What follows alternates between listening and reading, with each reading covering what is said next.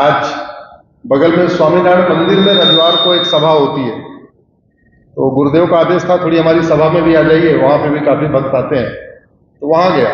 लेकिन वहां यहां आने में 3 किलोमीटर की यात्रा लगभग 1 घंटे में हो गई पूरी।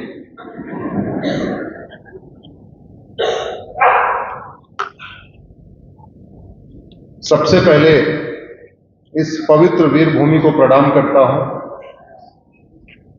छत्रपति शिवाजी महाराज को प्रणाम करता हूं, जिसके कारण मेरा नाम अश्विनी कुमार है।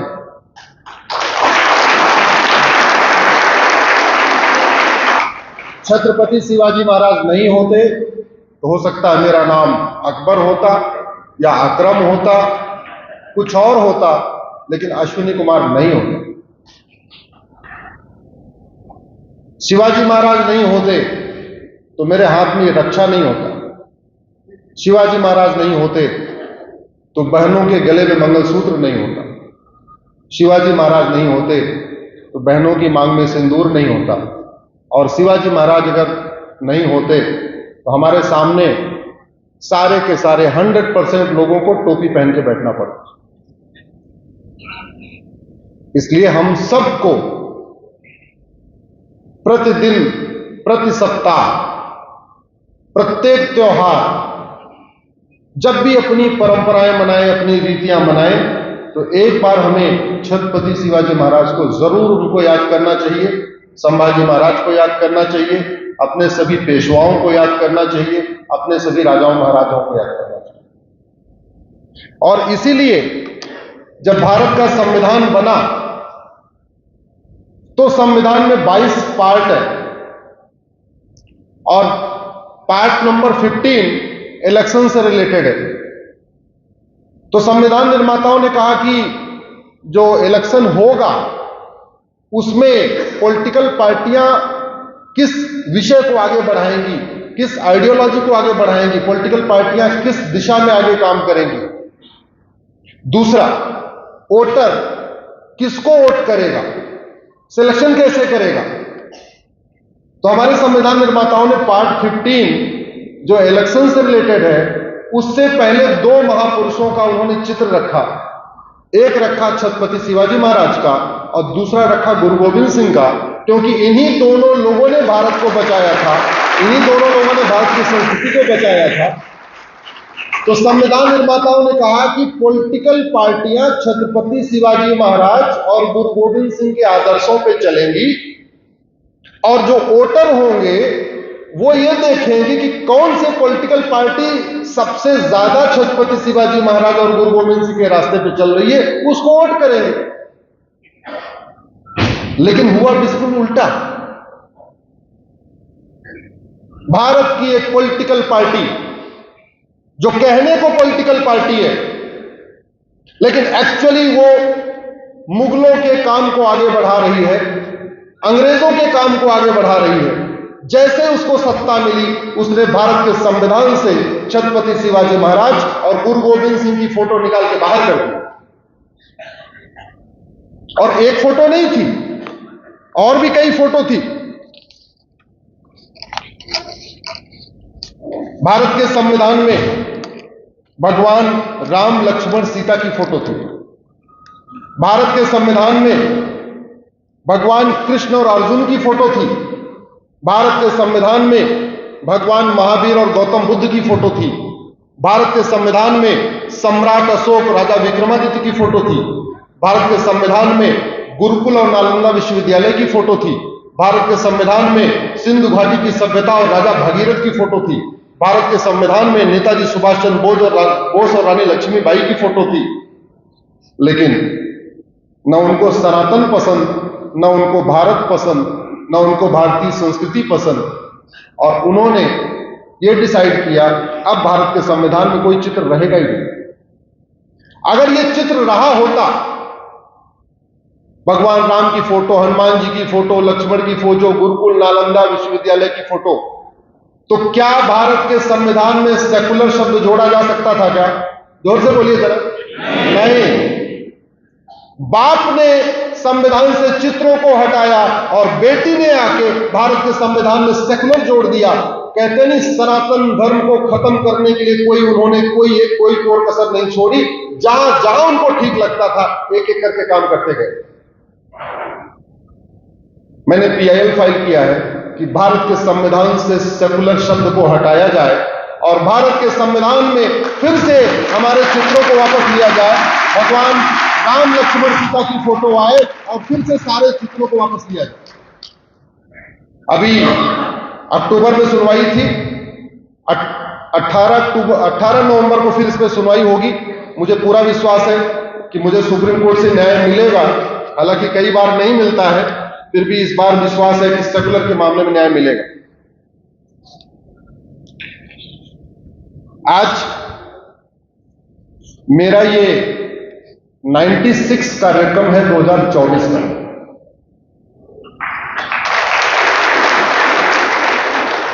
2024 में मैं एक रविवार को अपने घर में था, जो अभी दीपावली के साथ था। 2023 में मैं 115 जिलों में गया था, 2022 में 90 जिलों में गया था। अब तक 500 जिलों का मैंने प्रवास किया है 800 जिलों में से। Monday to Friday supreme court, Saturday Sunday आपके बीच। जो मंडे का मैटर होता है उसको फ्लाइट में बैठे बैठे पढ़ते हुए चले जाते हैं, फ्लाइट में आगे पढ़ते रहते हैं। आप लोग बीच से निकलने के बाद जब टाइम मिलता फिर हमारे साथ फाइल भी चलती रहती है हमारी, तो जब जब मौका मिलता मैं फाइल पढ़ता रहता हूं। मैं क्यों कर रहा हूं उसके पीछे कारण है। कारण यह है कि जो हमारे पूर्वजों ने नहीं सोचा वो सब कुछ हुआ।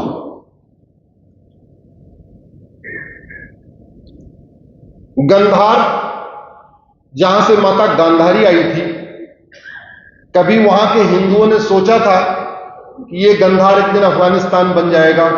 सोचा था क्या? राजा भरत का ननिहाल कैकेयी, जहां से माता कैकेयी आई थी, कभी उन्होंने सोचा था कि ये पाकिस्तान बन जाएगा? बना कि नहीं बना? बना।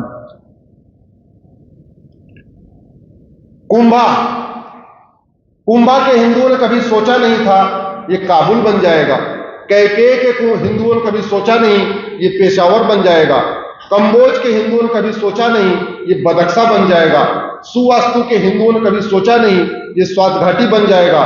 तक्षशिला के हिंदुओं ने कभी सोचा नहीं था ये रावलपिंडी बन जाएगा। लेकिन जो नहीं सोचा था वो हुआ कि नहीं हुआ? यमन के हिंदुओं ने कभी सोचा नहीं था कि आने वाले टाइम में वो हवन नहीं कर पाएंगे। एक बात मैं आपको बता दूं,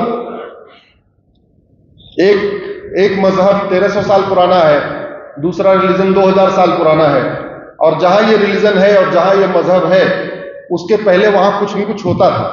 ऐसा नहीं था कि कुछ नहीं होता था। और क्या होता था? कुछ स्थानों पे सूर्य की पूजा होती थी, कुछ स्थानों पे चंद्रमा की पूजा होती थी, कुछ स्थानों पे नदियों की पूजा होती थी, कुछ स्थानों पे पेड़ों की पूजा होती थी, कुछ स्थानों पे पहाड़ियों की पूजा होती थी। होता सब कुछ था जो आज हम सनातन संस्कृति में करते हैं। आज हम पेड़ों की पूजा करते हैं, यज्ञ करते हैं, सूर्य की पूजा करते हैं, चंद्रमा की पूजा करते हैं। तो चाहे वो तुर्की हो, चाहे ईरान हो, चाहे इराक हो, चाहे सूडान हो, चाहे इजिप्ट हो, चाहे सीरिया हो, चाहे बांग्लादेश हो, चाहे फिलीपींस हो, चाहे सोमालिया हो, चाहे पाकिस्तान हो, चाहे नाइजीरिया हो, चाहे तजाकिस्तान हो, चाहे अफगानिस्तान हो, चाहे मालदीव है, इन सभी स्थानों पे कहीं पे कुछ, कहीं पे कुछ, कहीं पे कुछ। एक देश था पर्शिया, जहां 90% पारसी रहते थे,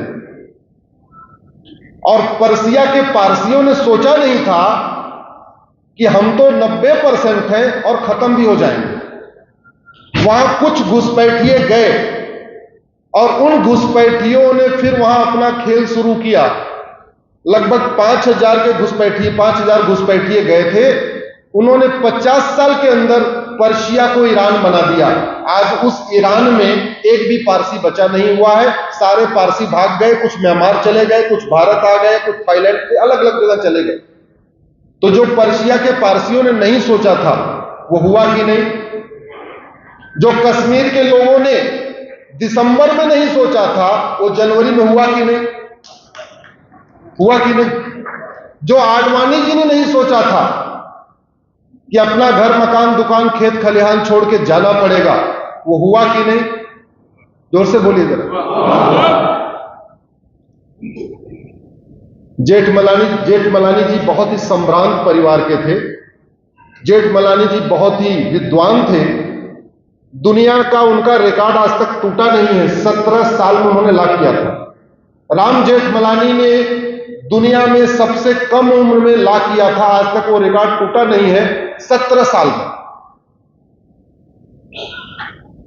और उन राम जेठमलानी जी को अपना घर मकान दुकान खेत खलिहान छोड़ के भागना पड़ा। इंद्र कुमार गुजराल साहब बहुत विद्वान थे, घर मकान दुकान खेत खलिहान छोड़ के भागना पड़ा। खुशवंत सिंह को सब कुछ छोड़ के भागना पड़ा। मनमोहन सिंह जी को सब कुछ छोड़ के भागना पड़ा, भारत में आके प्रधानमंत्री बने। मिल्खा सिंह भागे, लाला अमरनाथ भागे, यश चोपड़ा भागे, प्रेम चोपड़ा भागे, विनोद खन्ना भागे, राजेंद्र कुमार भागे, राज कपूर भागे, शेखर कपूर भागे, ऋतिक रोशन के दादा, ये ऋतिक रोशन जो आजकल जोधा अकबर में अकबर बन के अकबर का गुणगान कर रहे हैं, इनके दादा रोशन साहब अंडरवियर पहन के भागे थे वहां से। क्या इन लोगों ने सोचा था कि हमको सब कुछ छोड़ के भागना पड़ेगा? नहीं सोचा था ना, लेकिन भागे कि नहीं भागे? अच्छा, बाकी तो छोड़ो। जुलाई 2024 में चटगांव के, ढाका के हिंदुओं ने सोचा था क्या कि अगस्त में क्या होने वाला है? सोचा था क्या? और हुआ कि नहीं? अगर आप ध्यान से देखें तो जो खिलजी के समय हुआ, जो बाबर के समय हुआ, जो तुगलक के समय हुआ, जो गोरी के समय हुआ, जो गजनी के समय हुआ, वही अफगानिस्तान में हुआ, वही 1947 में हुआ, वही 1990 में हुआ, और वो 2024 में भी हो रहा है। कुछ लोग कहते हैं कि सब लोग रेडिकल थोड़ी होते हैं। मैं भी कह रहा हूं सब लोग रेडिकल नहीं होते, लेकिन सवाल है, ऐसा कोई लोग कहते हैं अरे 1% रेडिकल होते हैं। तो ढाका के 1% रेडिकल जब हिंदुओं का घर जला रहे थे तो 99% जो पीसफुल थे उन्होंने रेडिकल को क्यों नहीं खदेड़ा? जो 99% पीसफुल थे उन्होंने हिंदुओं का समर्थन क्यों नहीं किया? आखिर क्या कारण है कि जिस गांव में 99 घर हिंदू होते हैं वहां एक परिवार कन्वर्टेड हिंदू आराम से रहता है, लेकिन जहां पे ये मामला 50-50 हो जाता है वहां हिंदुओं को पलायन करना पड़ता है? ऐसे बहुत सारे लोग बोलते हैं सब थोड़ी होता। हाँ, सब नहीं होते, मानता हूं सब नहीं होते, लेकिन सब नहीं होते तो विरोध क्यों नहीं करते? विरोध न करना भी समर्थन करना है कि नहीं? तो समर्थन तो करते हैं, अगर विरोध नहीं कर रहे तो समर्थन करते हैं। भारत की डेमोग्राफी बहुत तेजी के साथ बदल रही है, बहुत तेजी के साथ बदल रही है, और उसमें भी सबसे तेजी के साथ जो डेमोग्राफी बदल रही है वो गुजरात, महाराष्ट्र और पंजाब की बदल रही है। पंजाब और महाराष्ट्र खासतौर पे टारगेट पे है। उसका 2 कारण, महाराष्ट्र के लिए तो 3 कारण। महाराष्ट्र इसलिए टारगेट पे है कि महाराष्ट्र भारत की आर्थिक राजधानी है। दूसरा कारण, सनातन धर्म को बचाने की सबसे बड़ी लड़ाई कहां से शुरू हुई? महाराष्ट्र। तीसरा कारण, महाराष्ट्र बॉर्डर स्टेट।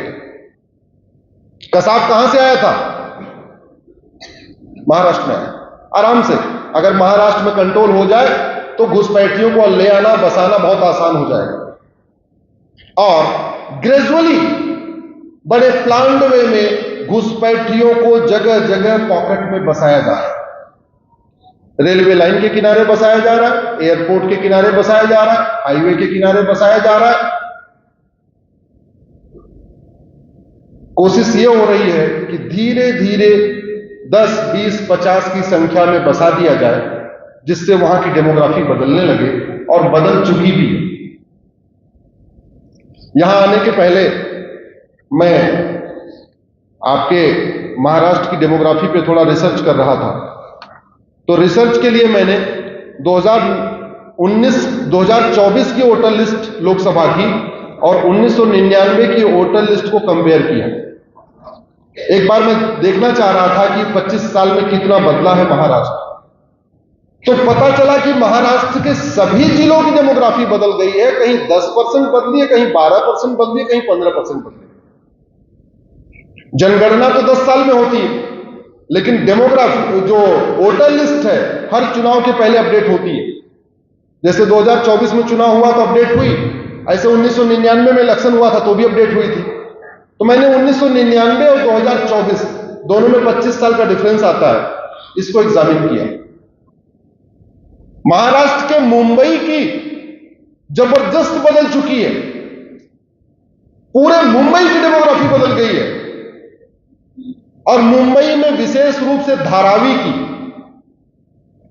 जिस धारावी में 1980 में जो रेशियो था 80-20 था, वो जस्ट अपोजिट हो चुका है, अब 20-80 हो चुका है। जस्ट अपोजिट हो चुका है 20-80। ये जितनी बातें मैं कह रहा हूं पूरे रिसर्च के साथ कह रहा हूं, पूरे जिम्मेदारी के साथ कह रहा हूं। जिसको चेक करना हो वो अपने लोकसभा की 2024 की वोटर लिस्ट और 1999 की वोटर लिस्ट को एक बार कंपेयर करके देख ले। एक बार अपने लोकसभा की आप 1999 की वोटर लिस्ट निकालिए, उसमें देखिए टोटल कितने वोटर थे, उसमें से कितने हिंदू थे। 2024 की वोटर लिस्ट निकाल लीजिए, देखिए टोटल कितने वोटर हैं और उसमें कितने % हिंदू हैं। जबरदस्त कमी आ रही है, और इस कमी का 3 कारण है: घुसपैठ, धर्मांतरण, जनसंख्या विस्फोट। 90,000 बच्चे पर डे पैदा हो रहे हैं इस समय। कितने? 90,000। 90,000 का मतलब होता है साल में 3.25 करोड़। अरब की जनसंख्या 3 करोड़ है और भारत में हर साल कितने बच्चे पैदा हो रहे हैं? 3.25 करोड़। और ये जो 90,000 बच्चे पैदा हो रहे हैं, इसमें हिंदुओं के मात्र 45,000 है। यानी बच्चों में रेशियो कितना है? 50-50। ये जो बच्चे हैं 18 साल के बाद जब वोटर बनेंगे, 20 साल के जब जवान बनेंगे, यानी 2024 के 2044 के आसपास, 45 के आसपास, तो यंग में रेशियो क्या होगा? 50-50। और हमारे बच्चों को तो मोबाइल चलाने के अलावा कुछ आता नहीं, नारियल भी काटना नहीं आता। क्या होगा, कभी सोचा आपने? यही मेरी बेचैनी का कारण है। मैंने दुनिया के 50 देशों को बदलते हुए कैसे उनमें बदलाव आया है उसको स्टडी किया, तो बहुत चौंकाने वाला फैक्ट है कि वो सारे के सारे देश लगभग 50 साल में खत्म हो गए। 50 साल के अंदर उन देशों की भाषा भी बदल गई, उन देशों की वेशभूषा भी बदल गई, उन देशों का त्योहार भी बदल गया, उन देशों की सोच विचार भी बदल गया। और सबसे बड़ा एग्जाम्पल तो पर्शिया है।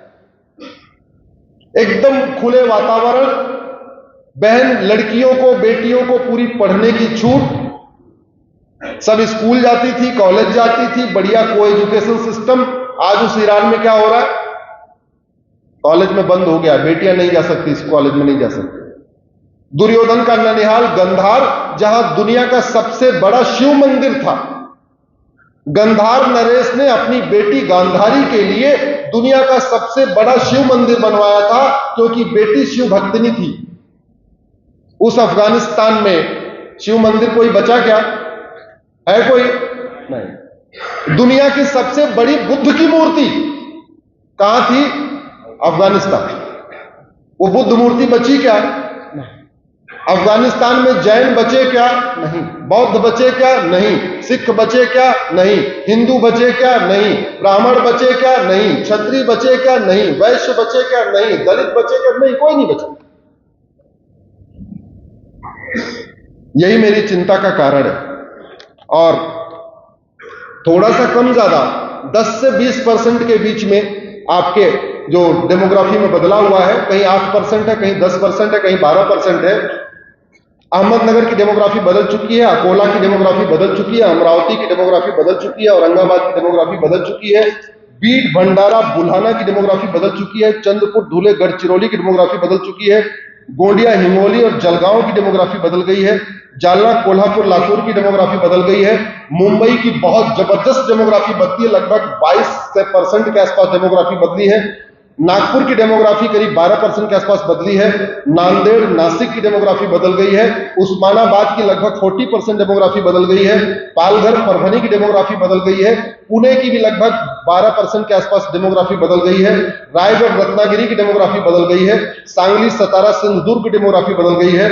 सोलापुर, थाने, वर्धा की डेमोग्राफी बदल गई है। वाशिम, यवतमाल की डेमोग्राफी बदल गई है। और इस डेमोग्राफी बदलने का मूल कारण है घुसपैठ, धर्मांतरण, जनसंख्या विस्फोट।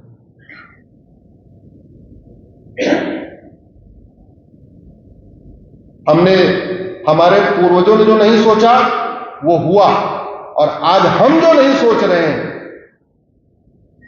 वो होगा। उसको रोकने का एक ही तरीका, घुसपैठियों को निकाला जाए। दूसरा रोकने का क्या तरीका है? धर्मांतरण को रोका जाए। तीसरा क्या तरीका है? हम दो, हमारे दो, सबके दो, इसको लागू किया जाए। इन तीनों विषयों पे मेरी पीआईएल चल रही है सुप्रीम कोर्ट में। इन तीनों विषयों पे मैं सुप्रीम कोर्ट में लड़ रहा हूं।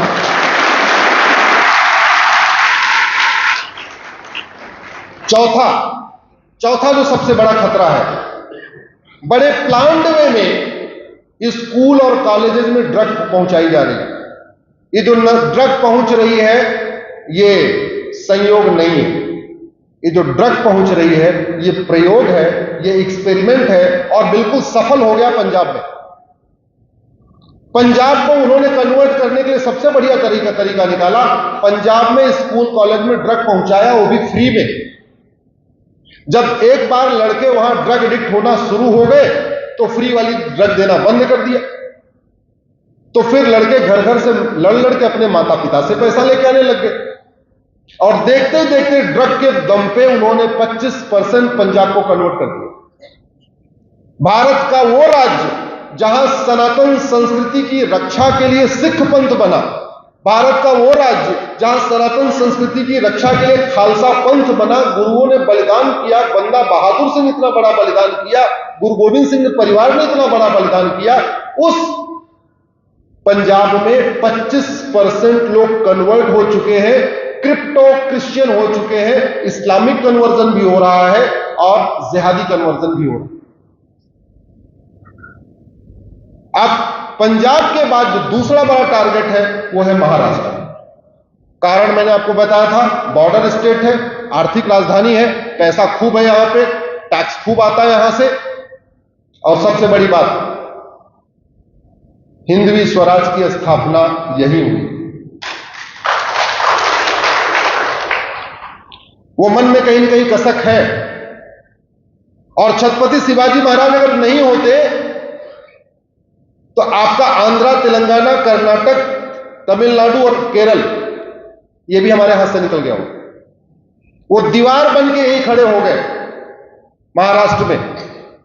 इसीलिए आपको नॉर्थ साउथ का जो विभाजन दिखाई पड़ता है वो शिवाजी महाराज के कारण दिखाई पड़ता है। जैसे उत्तर भारत में बाल विवाह होता है, दक्षिण भारत में बाल विवाह नहीं होता, क्योंकि शिवाजी महाराज ने मुगलों को आगे नहीं बढ़ने दिया। उत्तर भारत में रात्रि विवाह होता है, रात को शादी होती है, लेकिन आपके महाराष्ट्र में और इसके दक्षिण कब होती शादी?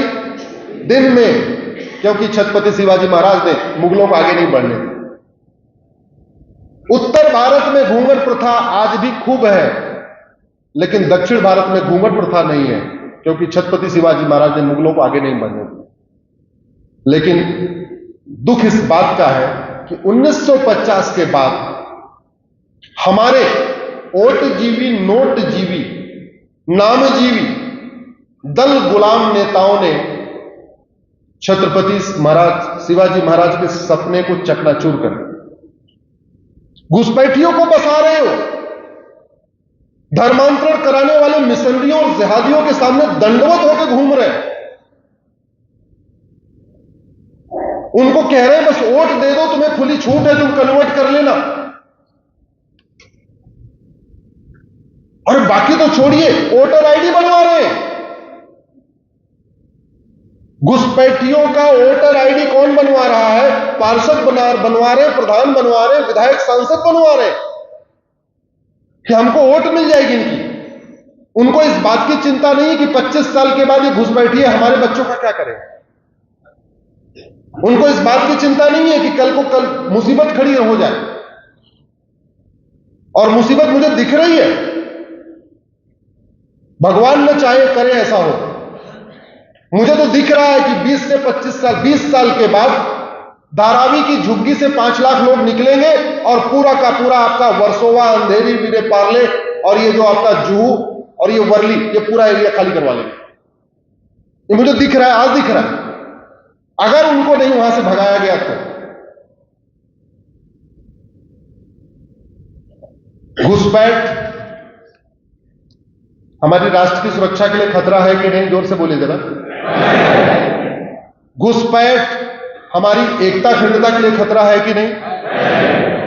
घुसपैठ देशद्रोह है कि नहीं? घुसपैठ अपने आप में एक इनडायरेक्ट वॉर है कि नहीं? वेजिंग वॉर है कि नहीं?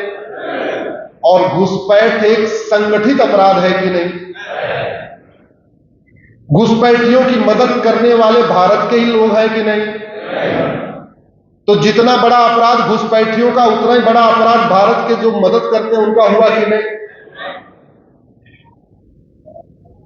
जो राष्ट्र की सुरक्षा के लिए खतरा हो, उसके लिए हमारे पास एक कानून है, एनएसए, नेशनल सिक्योरिटी एक्ट। जो हमारी एकता अखंडता के लिए खतरा हो, उसके लिए हमारे पास एक कानून है, यूएपीए।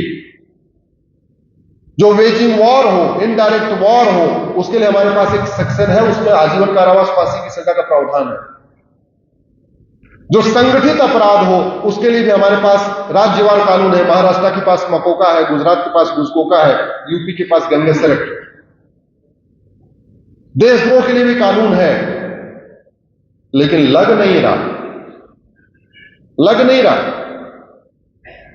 रहा है, इसलिए खौफ नहीं पैदा हो रहा। खौफ नहीं पैदा हो रहा है तो आ भी रहे, और जो यहां है आराम से रह भी रहे। घर कैसे सुरक्षित होता है?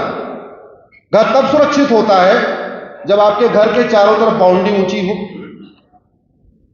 दूसरा बाकायदा गेट भी लगा हो, और सुरक्षित तब होगा जब सिक्योरिटी गार्ड भी बैठा हो, और सुरक्षित तब होगा जब सीसीटीवी भी लगा हो, और सबसे ज्यादा सुरक्षित तब होगा जब सिक्योरिटी गार्ड को देखते ही गोली मारने का आदेश होगा, तभी सुरक्षित होगा ना। आप जानते हैं 2012 में कांग्रेस की सरकार ने बांग्लादेश की सरकार से एक ट्रीटी किया, उसका नाम है non lethal treaty. Non lethal treaty के अंतर्गत हमारे बॉर्डर के बीएसएफ वाले केवल डंडा यूं ठक ठक कर सकते हैं, गोली चला ही नहीं सकते। इतनी बड़ी गद्दारी आप सोच भी नहीं सकते हैं कि इतनी बड़ी गद्दारी देश के साथ हुई है कि हमारे बीएसएफ वालों का हाथ पैर बांध के रख दिया, नॉन लीथल ट्रीटी कर लिया। नतीजा क्या हो रहा है? घुसपैठिए वहां से आ रहे, बीएसएफ वाले डंडा पटपट करते हैं, बस गोली चला ही नहीं सकते।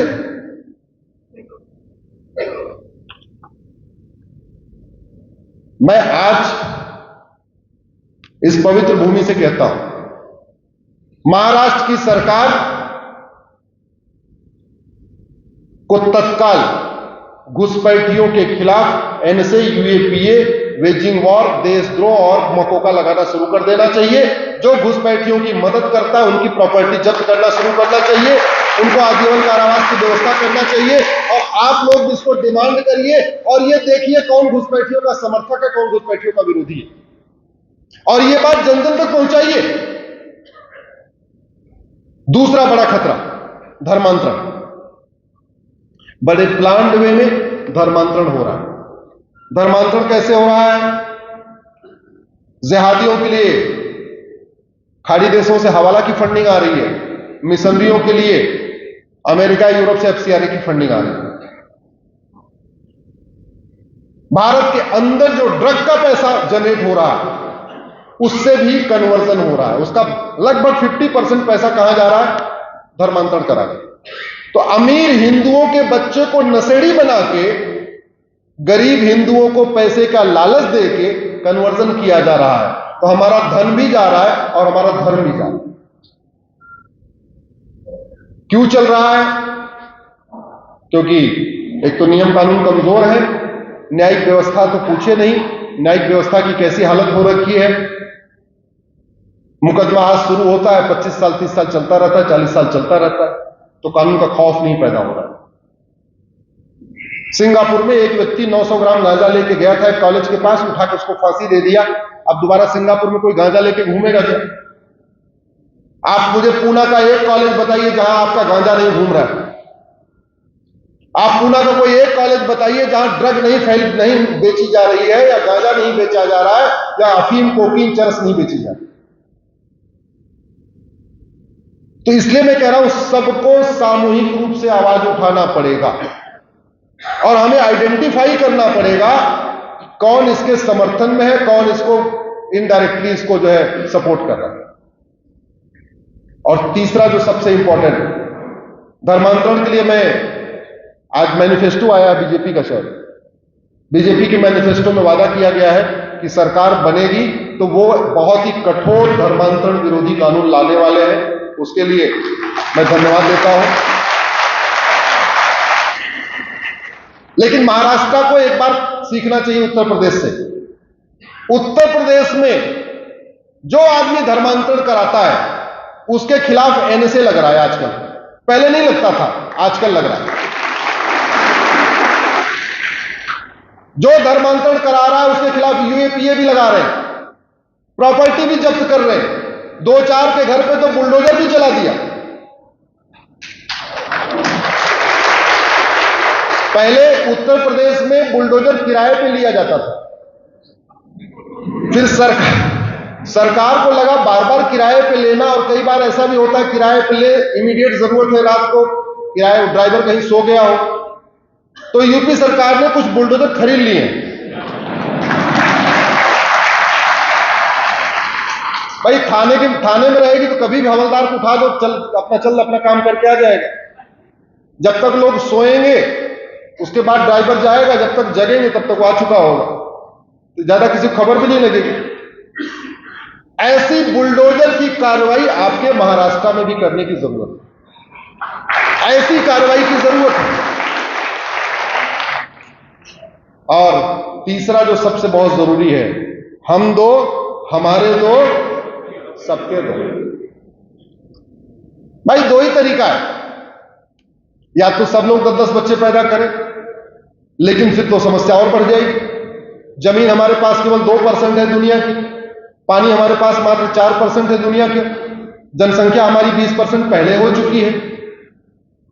सरकार जब तक 2 करोड़ घर बना के देती है, 10 करोड़ बेघर पहले पैदा हो जाते हैं।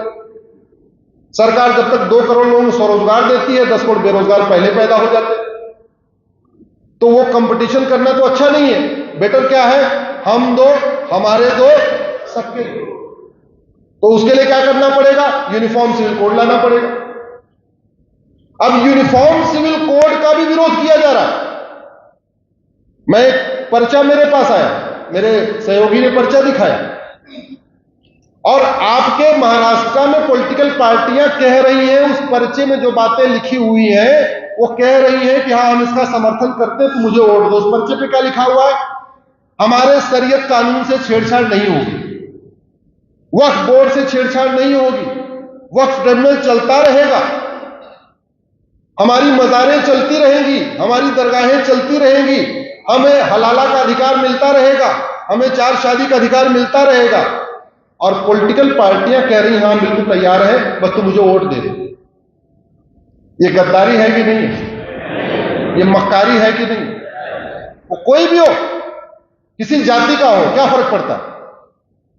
आप डॉक्टर चुनते हो जाति देख के चुनते हो या अच्छा डॉक्टर चुनते हो? आप वो डॉक्टर के पास जाते हो जो आपको जिंदगी दे, या उस डॉक्टर के पास जाते हो जो आपको जहरीली दवा दे के आपको मार दे? ऐसी जहरीली दवाइयां दी जा रही है। अगर आप कांग्रेस के पापों को देखिए,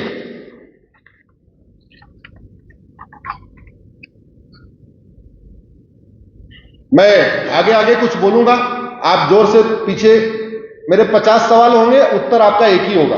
क्या? कांग्रेस।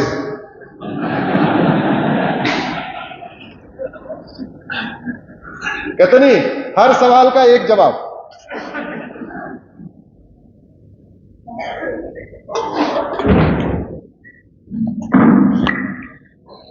अब मैं सवाल शुरू कर रहा हूं, आप उत्तर जोर से देते जाइए। संविधान से भगवान राम लक्ष्मण की फोटो किसने हटाई? संविधान से भगवान कृष्ण और अर्जुन की फोटो किसने हटाई? भारत के संविधान से भगवान महावीर और गौतम बुद्ध की फोटो किसने हटाई?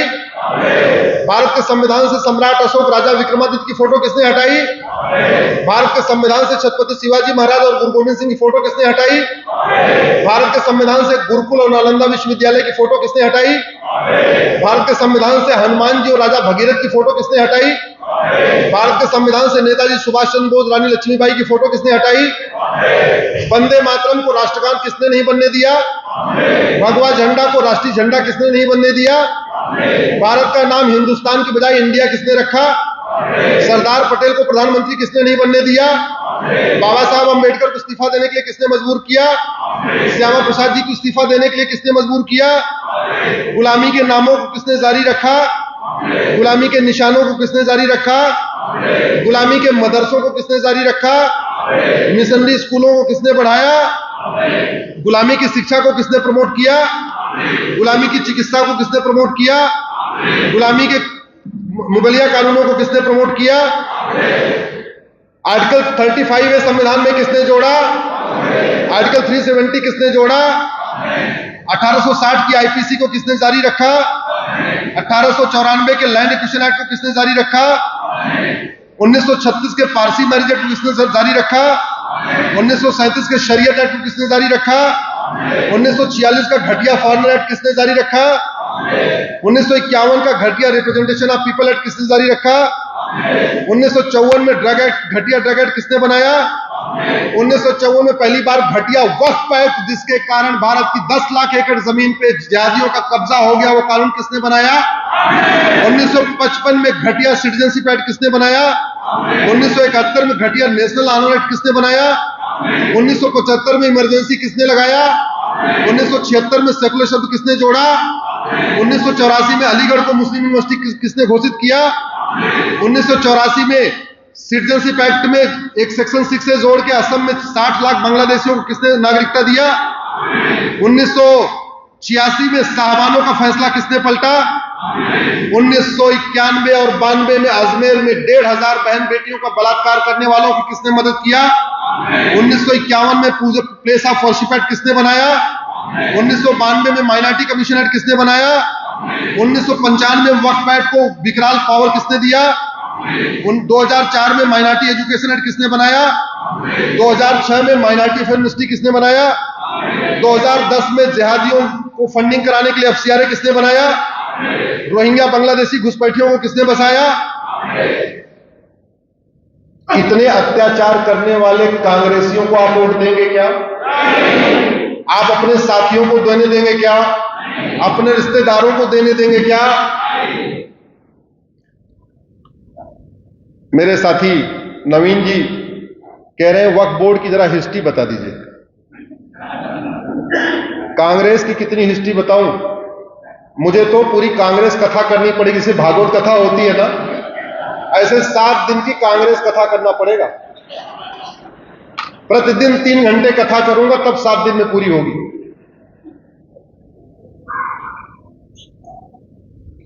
उन्नीस 1954 में पहली बार नेहरू जी ने वक्फ एक्ट बनाया। याद रखिए, भारत के संविधान में WAQF वक्फ शब्द है ही नहीं। भारत के संविधान में मजहब के आधार पे कानून बनाने को कंप्लीटली बैन किया गया है। 1947 में विभाजन किसके आधार पे हुआ था? मजहब के आधार पे। इसलिए संविधान निर्माताओं ने कहा अब विभाजन मजहब के आधार पे हो चुका है, इसलिए अब मजहब के आधार पे कोई नियम नहीं होगा, मजहब के आधार पे कोई कानून नहीं होगा, मजहब के आधार पे कोई बोर्ड नहीं होगा, मजहब के आधार पे कोई ट्रिब्यूनल नहीं होगा, मजहब के आधार पे कोई योजना नहीं होगी। जो भी होगी वो सबके लिए होगी। संविधान निर्माताओं ने आर्टिकल 13 में यहां तक लिख दिया कि अब 1950 से पहले बने जितने मजहबी कानून हैं आज की डेट यानी 26 जनवरी 1950 को खत्म हो जाएंगे। तो केवल इतना करना था कि पार्लियामेंट में एक प्रस्ताव लाना था, प्रस्ताव लाके जितने भी मजहब के आधार पर नियम कानून बने हुए थे उसकी एक लिस्ट बना के एक साथ रिजोल्यूशन पास करके ये बताना था भैया ये खत्म हो गया। लेकिन मजहब, और इसीलिए बाबा साहब अम्बेडकर ने इसमें कहा कि मजहब के आधार पर जो 1872 का क्रिश्चियन मैरिज एक्ट है, 1936 का पारसी मैरिज एक्ट है, 1937 का शरीयत एक्ट है, ये सब खत्म हो जाएंगे। अब क्या आएगा? आर्टिकल 44 यानी यूनिफॉर्म सिविल कोड। इतना सब होने के बावजूद नेहरू जी ने 1954 में वक्फ एक्ट बनाया और वक्फ एक्ट बना के उन्होंने वहसी दरिंदों के द्वारा जितनी जमीनें कब्जा की गई थी उसको वक्फ डिक्लेयर करा दिया। मतलब जहां बाबर का घोड़ा घास खाने जा रहा था वो भी वक्फ हो गया, जहां औरंगजेब की बकरी घास खाती थी वो भी वक्फ हो गया, जहां खिलजी घूम रहा था वो भी वक्फ हो गया। वक्फ का मतलब क्या होता है? दान करना। भारत में सबसे ज्यादा दान तो हिंदू करते हैं। हिंदुओं में विशेष रूप से जैन समाज के लोग, अग्रवाल समाज के लोग, माहेश्वरी समाज के लोग करते हैं। आपको पूरे भारत में अग्रवाल धर्मशाला मिलेगी, आपको पूरे भारत के हर जिले में आपको जैन धर्मशाला मिलेगी, आपको पूरे भारत में हर प्रांत में कम से कम एक बिरला मंदिर जरूर मिलेगा। तो हिंदू, जैन, बौद्ध, सिख के लिए अगर कोई जमीन का विवाद होगा तो कहां चलेगा? कोर्ट में। लेकिन मामला अगर वक्फ का हो जाएगा तो कहां चलेगा? वक्फ बोर्ड और वक्फ ट्रिब्यूनल में। सबसे बड़ी बात, दान अपनी जमीन की जाती है या दूसरों की? जोर से बोलिए जरा। अपनी। तो बाबर, हुमायूं, तुगलक, गजनी, गोरी की कोई यहां जमीन थी क्या? अरे वो हमारी जमीन थी। तलवार के दम पे कब्जा की हुई जमीन कभी दान होती है क्या? आपको अगर कैश दान करना है तो अपनी जेब से निकाल के मंदिर में दान करेंगे या दूसरे की पॉकेट मार के दान करेंगे? आपको अगर कोई गाड़ी दान करना है तो अपनी गाड़ी खरीदेंगे, एम्बुलेंस खरीद के दान करेंगे या दूसरे के एम्बुलेंस चोरी करके दान कर देंगे? अपनी। तो कायदे से वक्फ का मतलब दान होता है, दान अपनी चीज की जाती है। इसलिए जितने यहां पे वहसी दरिंदे थे, चाहे खिलजी था, चाहे ऐबक था, चाहे तुगलक था, चाहे औरंगजेब था, चाहे बाबर था, चाहे हुमायूं था, जितने भी थे उनको वक्फ का राइट ही नहीं। अगर उनको वक्फ करना है तो जहां पैदा हुए वहां वक्फ करें। भारत में तो कर ही नहीं सकते। अब जब उन वहसी दरिंदों को वक्फ का अधिकार नहीं तो उनके नवाबों को, उनके निजामों को, उनके रजाकारों को, उनके जमींदारों को, उनके जागीरदारों को भी वक्फ का अधिकार नहीं, क्योंकि उन्होंने तो 20-20, 25-25 गांव लगान वसूलने के लिए उन्होंने जमींदारों को और जागीरदारों को दे दिया था। इसका मतलब यह हुआ कि 1950 से पहले जितने भी यहां वहसी दरिंदे थे उनको वक्फ का अधिकारी नहीं था। 1950 के बाद जब देश आजाद हुआ या 1950 से पहले अगर किसी ने जमीन दान किया भी हो तो स्वाभाविक सी बात अपनी बताए, कागज दिखाए, अपनी जमीन ले जाए। लेकिन नेहरू ने कहा ना, 1954 में कानून बना के बोले कागज दिखाना ही नहीं है, तुम्हें केवल हाथ रखना है, ये जमीन तुम्हारी है, ये वक्फी हो गई। 1954 वाला कानून तो फिर भी उतना खतरनाक नहीं था। बाद में उसको इंदिरा जी ने और ज्यादा उसको अमेंड किया, फिर राजीव गांधी ने उसको अमेंड किया। जो सबसे खतरनाक कानून बनाया वो नरसिम्हा राव ने 1995 में बनाया और उसको अनलिमिटेड पावर दे दिया। पावर कैसे दिया? 7 मेंबर का बोर्ड बनाया, 7 में एक सांसद होगा वो भी मुस्लिम, एक विधायक होगा वो भी मुस्लिम, एक उसमें IAS ऑफिसर होगा वो भी मुस्लिम, एक टाउन प्लानर होगा वो भी मुस्लिम, एक एडवोकेट होगा वो भी मुस्लिम, एक मुतवल्ली होगा वो भी मुस्लिम, जो उसका सर्वेयर होगा वो भी मुस्लिम। मतलब खुद ही चोर, खुद ही दरोगा और खुद ही जज, और उसको शक्ति दे दिया कि जहां वो जाए उसको। और करना क्या था? जाना था देखना था, एक छोटे से अखबार में एक गजट देना था, ये जमीन वक्फ की है। इसमें यह भी नहीं लिखा कि कैसे पेपर में देना है। तो भारत में बहुत सारे पेपर ऐसे भी छपते हैं जिनको कोई पढ़ता भी नहीं। ऐसे पेपर होते हैं ना, 2-2 पन्ने वाले, 1-1 पन्ने वाले। तो वक्फ बोर्ड वालों ने क्या किया, ऐसे बिना पढ़े जाने वाले पेपरों में गजट दे के, और उसमें कानून में यह लिखा हुआ 30 दिन के अंदर अगर ऑब्जेक्शन नहीं हुआ तो प्रॉपर्टी वक्फ की हो गई। 10 लाख एकड़ जमीन इकट्ठा कर लिया, 10 लाख एकड़। और जमीनें किसकी हैं? मंदिरों की जमीन, नदियों के किनारे की जमीन, खेल का मैदान, गोचर जमीन, ऊसर जमीन, बंजर जमीन। मान लीजिए इस आपके हॉल पे अगर वक्फ बोर्ड का नोटिस आएगा तो फिर भी आप लड़ोगे? आप तो हो सकता है कुछ और भी करो, लेकिन आपके बगल वाले पार्क पे नोटिस आएगा तब आप नहीं लड़ोगे। और ये हुआ। धीरे धीरे उन्होंने जितनी पब्लिक लैंड थी उस पर नोटिस भेजना शुरू कर दिया, चुपचाप गजट में डालते गए, चुपचाप गजट में एंट्री करते गए। और नतीजा क्या हुआ, तमिलनाडु के एक ऐसे मंदिर को वक्फ प्रॉपर्टी डिक्लेयर कर दिया जो 1500 साल पुराना है, जब इस्लाम शुरू नहीं हुआ। ऐसे गांव को डिक्लेयर कर दिया।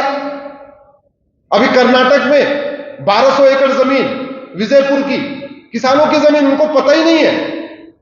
जब वो बेचने गए तो पता चला तुम तो बेच ही नहीं सकते। बोले क्यों नहीं बेच सकते? बोले तुम्हारी जमीन है तो वक्फ की जमीन है। इतना बड़ा खेल किया है। क्यों किया? वोट की खातिर। लेकिन मैं कई बार सोचता हूं यह मामला केवल वोट का नहीं है। वोट के लिए देश के साथ इतनी कोई गद्दारी नहीं कर सकता। यह मामला डीएनए का है। यह मामला डीएनए का है।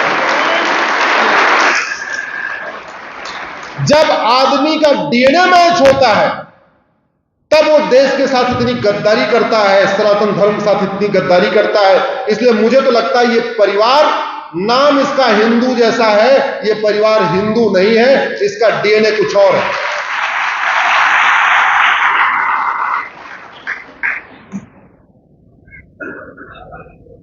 जब मुझे पता चला तो मैंने इस पर रिसर्च करना शुरू किया।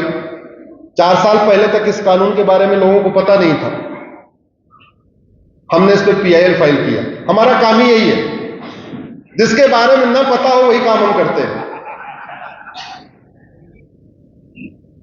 जब हमने पीआईएल फाइल किया और जब पहले दिन सुनवाई पे गई तो जज साहब खुद ही चौंक गए। जज साहब को भी इस कानून के बारे में नहीं पता था। जनरली पीआईएल चीफ जस्टिस की कोर्ट में लगती है। जैसे सुप्रीम कोर्ट में करूंगा तो भी चीफ जस्टिस के यहां जाएगी पीआईएल, हाई कोर्ट करूंगा तो भी चीफ जस्टिस के यहां। ये प्रोटोकॉल है पीआईएल हमेशा। और पीआईएल के लिए कम से कम 2 जज होने चाहिए, एक जज पीआईएल सुनते भी नहीं। जब वो पीआईएल गई, मैंने उनको ग्राउंड बताया कि ये ग्राउंड है। जज साहब भी चौंक गए, बोले ऐसे कैसे कानून हो सकता है? ऐसे कानून बना हुआ है। सरकार को नोटिस हुई। सरकार ने अब जेपीसी गठित कर दिया है। जेपीसी के सामने भी प्रेजेंटेशन हो रहा है। लेकिन मेरा यह मानना है ये कानून केवल वोट के खातिर नहीं बना है। ये मामला कुछ और है और ये मामला कहीं ना कहीं डीएनए का है। कहीं ना कहीं डीएनए मैच हो रहा है, इसीलिए इस तरीके के कानून बना। क्योंकि एक कानून होता फिर ही समझ आता। इतने मैंने आपको बताया क्या क्या किया कांग्रेस ने किया।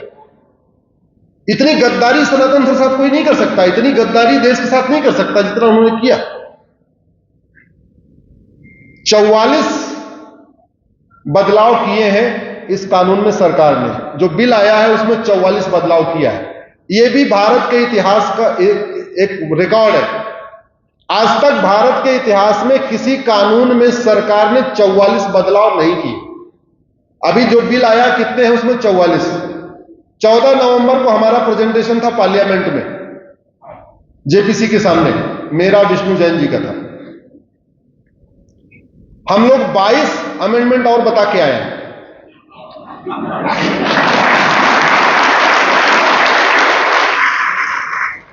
तो 44 पहले सरकार लेके आई है, 22 हमने बताया। हमने कहा ये 22 और करना पड़ेगा तब ये ठीक से आएगा।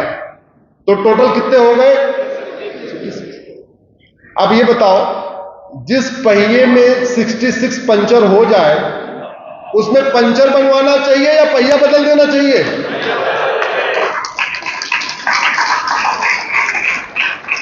तो मैं जेपीसी को ये भी बोल के आया हूं, ये भैया इसमें 66 पंचर बनाने की बजाय इसको हटा दो, भारत में एक यूनिफॉर्म इंडाउमेंट कोड लागू करो, समान दान संहिता लागू करो, समान संपत्ति संहिता लागू करो, सबके लिए एक कानून बनाओ।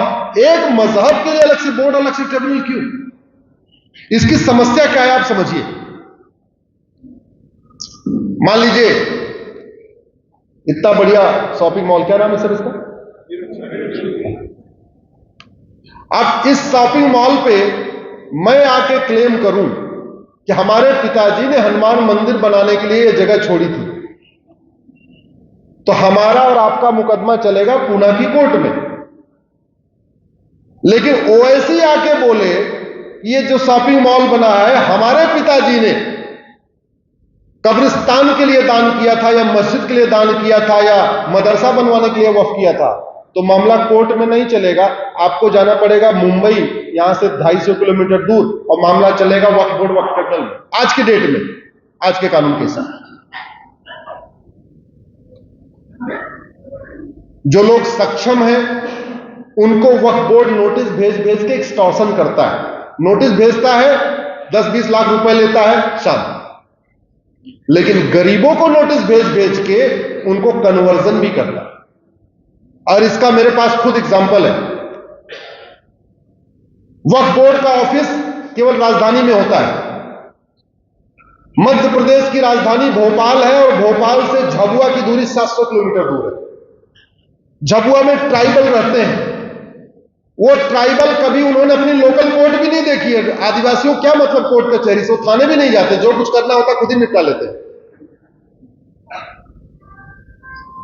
आदिवासियों को वक्फ बोर्ड नोटिस भेजता है कि तुम्हारा पूरा गांव वक्फ बोर्ड का है। वो कहते हैं वक्फ बोर्ड का कैसे? हम तो रह रहे, बोले भले रहे। ये तुगलक आया था अपना घोड़ा लेके, वो बोले क्या करें? बोले कन्वर्ट हो जाओ, तुम्हारी जमीन बच जाएगी।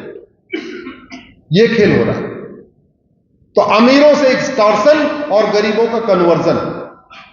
इसलिए मैं कहता हूं ऐसा कानून तो तभी बनेगा जब डीएनए, अदरवाइज नहीं बन सकता। क्या पढ़िए, उस अकबर के लिए इतनी सिंपैथी। एक शब्द होता है हरम। हरम सुना है आपने? हरम, हरम, हरम। भारत का सबसे बड़ा हरम किसका था? अकबर का। 5000 जवान हमारी बहन बेटियों को उसने अपने कैद करके रखा हुआ था। कितना बड़ा वहशी दरिंदा था वो। साल में दिन होते 365 और 5000 बहन बेटियों को उसने अपने हरम में रखा हुआ था। इतने बड़े हरामी को हमारे देश में महान बताया जा रहा है, और ये बताने वाला काम भी किसने किया है? इसलिए कहता हूं मामला ये डीएनए का है, ये कोई सामान्य बात नहीं है। और संजोग देखिए,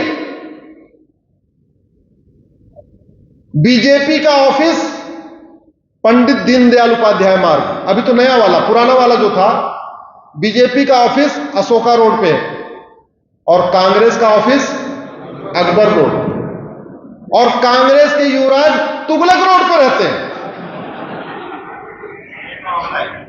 मामला ये डीएनए का है। अदरवाइज दिल्ली में अशोका रोड भी है, विक्रमादित्य रोड भी, और भी रोड है। बाबर रोड पे क्यों रहते हैं? तुगलक रोड पे क्यों रहते हैं? अकबर रोड पे क्यों रहते हैं? लोधी कॉलोनी में क्यों घूमते हैं? लोधी पार्क में क्यों घूमते हैं? और भी पार्क तो है। मामला ये, इस चीज को हमें एक्सप्लेन करने की जरूरत है। मुझे पूरा विश्वास है कि वक्फ बोर्ड खत्म होगा, वक्फ ट्रिब्यूनल भी खत्म होगा, और जल्दी ही भारत में एक देश एक विधान लागू होगा। एक दूसरा जो बहुत बार बार झूठ बोला जाता है उसको भी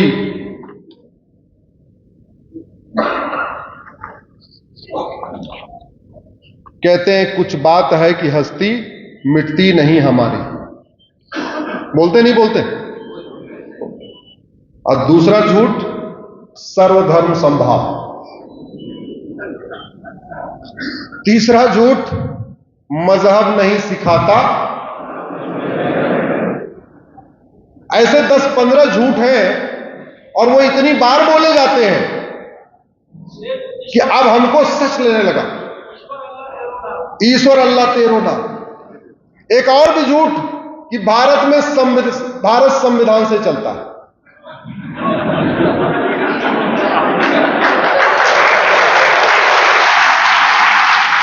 पूरी जिम्मेदारी के साथ कह रहा हूं, ये जानते हुए बोल रहा हूं कि मेरा वीडियो सुप्रीम कोर्ट के माननीय जजों तक पहुंचेगा। कहते हैं भारत संविधान से चलता है। संविधान का मतलब क्या?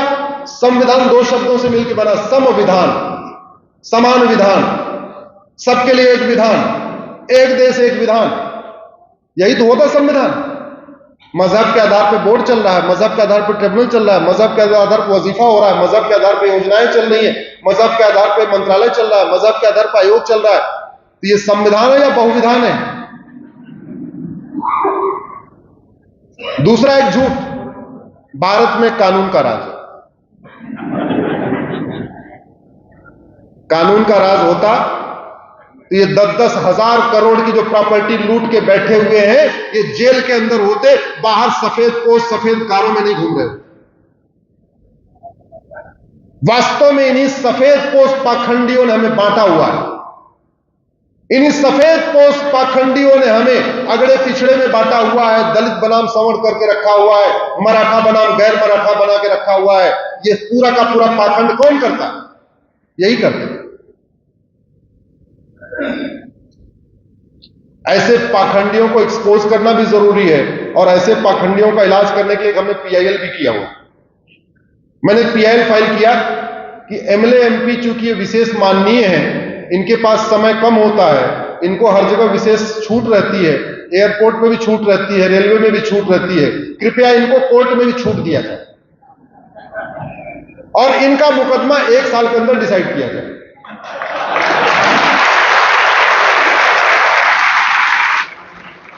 मैंने कहा इनको आने जाने में बहुत समय खर्च नहीं होना चाहिए, इनका 1 साल में डिसाइड होना चाहिए।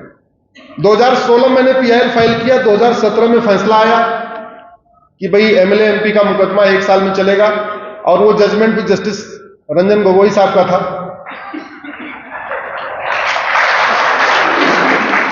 एक साल लग गया सबके कागज, क्योंकि इन महापुरुषों के इतनी मोटी मोटी फाइलें भी थी, तो फाइलें ट्रांसफर होने में, और कुछ लोगों के खिलाफ 96 केस, 100 केस, 150 केस, पता चला एक केस सतारा में है, एक केस सांगली में है, एक केस कोल्हापुर में है, एक केस नासिक में है। तो सबके मामले, सबकी फाइलें इकट्ठा हुई और एमएलए एमपी के पास गई।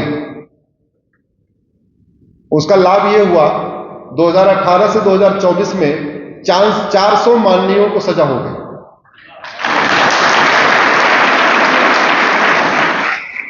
और अब नए वाले चुनाव लड़ने से डरते हैं। क्यों? क्योंकि 40 मुकदमा चल रहा है, वैसे मुकदमा चलेगा 40 साल। अगर वो सांसद या विधायक बन गए तो मुकदमा चले जाएगा एमएलए एमपी कोर्ट में, तो 1 साल में डिसाइड हो जाएगा। 1 साल में डिसाइड हो जाएगा तो 40 केस में 20 में सजा तो हो सकती है या 10 में तो हो सकती है। तो चुनाव लड़ना अब इस समय फायदेमंद ज्यादा नहीं रह गया। और अब जागरूकता आ चुकी है। मैं इसलिए जानता हूं, मैं कई सारे लोकसभा कैंडिडेट को जानता हूं जिनका टिकट कंफर्म हो गया, बाद में उन्होंने बोला हम चुनाव नहीं लड़ेंगे। बोले क्यों नहीं लड़ोगे? बोला वो हम जब फॉर्म भरवा रहे थे तो हमारे वकील ने बोला साहब मामला बहुत गंभीर है, आपका केस एमएलए एमपी कोर्ट में चला जाएगा तो ठीक नहीं है, ऐसे केस चलने दो, जब तक केस चलेगा उसके पहले आप ही।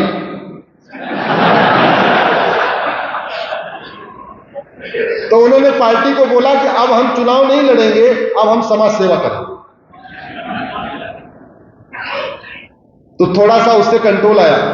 उस पीआईएल का नतीजा यह हुआ कि इलाहाबाद के दो बड़े माफिया थे, अतीक अहमद और अशरफ अहमद, दोनों को सजा हुई। एक रामपुर का माफिया था, आजम खां और उसका बेटा अब्दुल्ला आजम, उसको भी सजा हुई। एक गाजीपुर का माफिया था, अफजाल अंसारी और मुख्तार अंसारी, उसको भी सजा हुई। ऐसे लगभग देश भर के 400 माफियाओं को सजा हो गई है। अब थोड़ा थोड़ा सफाई शुरू हो चुकी है। मेरा यह मानना है एक आदेश के बाद इतना बदलाव हो सकता है, अगर जुडिशियल रिफॉर्म कर दिया जाए तो कितना बदलाव होगा। इसलिए नियम कानूनों को बदलने की जरूरत है। एक जो दूसरी बात आती है, नहीं नहीं, अरे आप फालतू नफरत फैलाते रहते हो, ऐसा नहीं है, सब एक जैसा नहीं सोचते। आपके अमरावती में उमेश कोल्हे ने क्या किया था? केवल इतने तो लिखा था, आई सपोर्ट नुपुर शर्मा, और मारा किसने? उसके दोस्त ने। कैसे दोस्त ने? जिसकी 25 साल से दोस्ती थी, उस दोस्त ने जिसकी बेटी की शादी में उसने 2 लाख रुपए दिया हुआ था। तो विश्वास करें तो कैसे करें? कैसे करें विश्वास? अगर मजहब आपस में बैर रखना नहीं सिखाता है तो मंदिर को तोड़ के मस्जिद क्यों बनाया? अरे जगह कोई कमी थी क्या? अयोध्या में जगह की कमी तो नहीं थी ना, बाबरी मस्जिद बना लेते खाली जगह पे, मंदिर के ऊपर क्यों बनाया? मथुरा में जगह की कमी थी क्या? जन्मभूमि के ऊपर ही क्यों बनाया? बनारस में जगह की कमी थी क्या? बाकायदा काशी विश्वनाथ जी को तोड़ के क्यों बनाया? और हम कितने सात्विक लोग हैं, आज भी हम बनारस में जिस मंदिर में जाते हैं वो असली वाला नहीं है। हम जिस शिवलिंग की पूजा करते हैं वो तो रानी अहिल्याबाई होलकर ने स्थापित किया था। जो आदि विशेष मंदिर है वो कहां पड़ा हुआ है? वजू खाने में। क्या आप ऐसे लोगों को वोट करेंगे जिन्होंने प्लेस ऑफ वर्शिप एक्ट बना के सारे के सारे मुगलों के इलीगल बनाए गए मस्जिदों को लीगलाइज कर दिया? 1991 में एक प्लेस ऑफ वर्शिप एक्ट बनाया कांग्रेस ने, और यह कह दिया केवल अयोध्या का मामला कोर्ट में चलेगा, बाकी कोई मामला कोर्ट में चलेगा ही नहीं। इसलिए 2020 तक बाकी कोई मैटर कोर्ट में चलता ही नहीं था। 2020 में जाके मैंने उस प्लेस ऑफ वर्शिप एक्ट को सुप्रीम कोर्ट में चैलेंज किया है। उसके बाद फिर काशी का मामला चलने लग गया है, मथुरा का मामला चलने लग गया, भोजशाला का मामला चलने लग गया, आपके भद्रकाली का मामला चलने लग गया।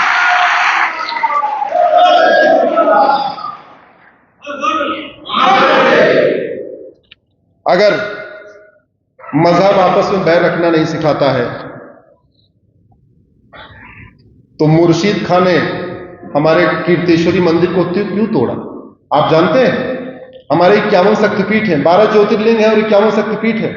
उस 51 शक्तिपीठ में जो पहला शक्तिपीठ है उसका नाम है कीर्तेश्वरी, जहां माता का मुकुट गिरा था।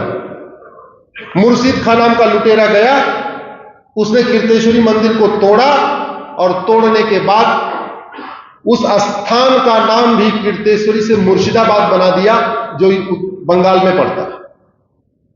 मुर्शिदाबाद आप सुने होंगे, एक्चुअल उसका नाम कीर्तेश्वरी था।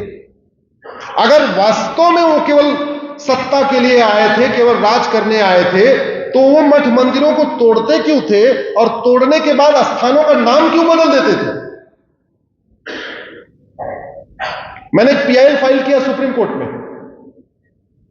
मैंने सुप्रीम कोर्ट को बताया कि जिन स्थानों का वर्णन बाइबल में है वो स्थान आज भी उसी नाम से पाए जाते हैं। बाइबल में जो स्थान लिखे हुए उनका नाम बदला नहीं गया।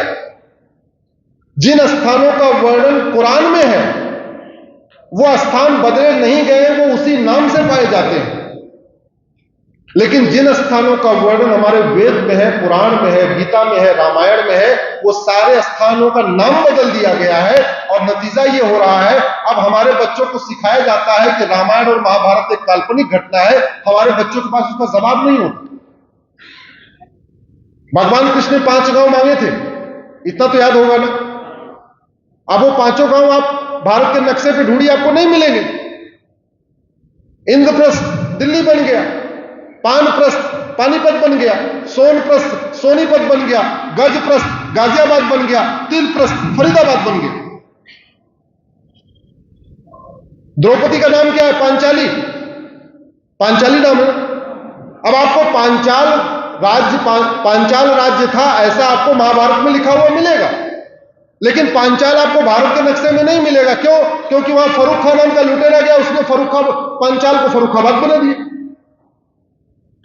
तो मैंने माननीय सुप्रीम कोर्ट से कहा कि जब तक ये नाम रिस्टोर नहीं होंगे तब तक हमारी धार्मिक स्वतंत्रता का मतलब क्या है?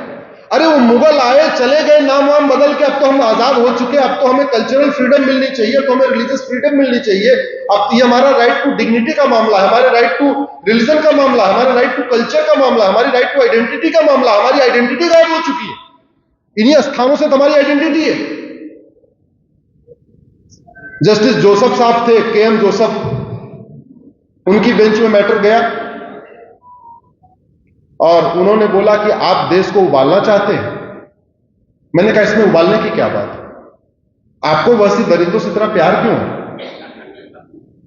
मैं इसमें हिंदू मुस्लिम नहीं कर रहा हूं, मैं तो यह कह रहा हूं कि जो हम सारे नाम बदलने की भी बात नहीं कर रहे, हम कह रहे हैं हमारे केवल पौराणिक नामों को बदल दो। हमारे बच्चे को कोई कहे कि रामायण महाभारत एक काल्पनिक घटना है तो सीधे जवाब तो दे कि कहां से काल्पनिक है, ये देखो ये स्थान मिलता है। मैंने सुप्रीम कोर्ट के सामने कुछ लिस्ट रखी, मैंने कहा मुर्शिद खान ने कीर्तेश्वरी को, हमारा जो शक्तिपीठ है, उसको मुर्शिदाबाद बना दिया। मिर्जा ने विंध्याचल को, हमारा शक्तिपीठ है विंध्याचल उत्तर प्रदेश में, आप लोग जानते होंगे, उसको उसने मिर्जापुर बना दिया। जौना खान ने जमदग्नीपुरम को जौनपुर बना दिया। परशुराम जी के पिताजी का नाम महर्षि जमदग्नि था, अब महर्षि जमदग्नि जी का जहां आश्रम था उसको जमदग्नीपुरम कहते थे। उसने जौना खान नाम का लुटेरा गया, उसने अटाला मंदिर को तोड़ा, अटाला मस्जिद भी बना दिया और उस स्थान को जौनपुर बना दिया। होशियार खान ने विराट, आप महाभारत में घटना सुनते होंगे कि पांडवों ने पहले वनवास किया फिर अज्ञातवास किया। अज्ञातवास कहां किया था? विराट में किया था। अब विराट आप भारत के नक्शे पे ढूंढते रहिए, मिलेगा नहीं, क्योंकि होशियार खान नाम का लुटेरा गया, उसने विराट को होशियारपुर बना दिया। होशियारपुर मतलब पंजाब। गाजी खान नाम के लुटेरे ने गजप्रस्थ को गाजियाबाद बना दिया। फरीद खान नाम के लुटेरे ने तिलप्रस्थ को फरीदाबाद बना दिया। फरूख खान नाम के लुटेरे ने पंचाल को फरुखाबाद बना दिया। मुराद खान नाम के लुटेरे ने रामगंगानगर को मुरादाबाद बना दिया। बेगू खान ने अजातशत्रुनगर को बेगूसराय बना दिया। शरीफुद्दीन ने नालंदा बिहार को बिहार शरीफ बना दिया। दरभंग खान ने द्वारभंगा को दरभंगा बना दिया। हाजी शमसुद्दीन ने हरपुर को हाजीपुर बना दिया। जमाल खान ने सिंह निजानी को जमालपुर बना दिया। अहमद शाह ने कर्णावती को अहमदाबाद बना दिया। बुरहानपुर ने भगनापुर को बुरहानपुर बना दिया। होशंग शाह ने नर्मदापुरम को होशंगाबाद बना दिया। अहमद शाह ने अंबिकापुर को अहमदनगर बना दिया। ये जो अहमदनगर है एक्चुअली इसका नाम अंबिकापुर है, अभी उसका नाम क्या रखा गया? अहिल्याबाई।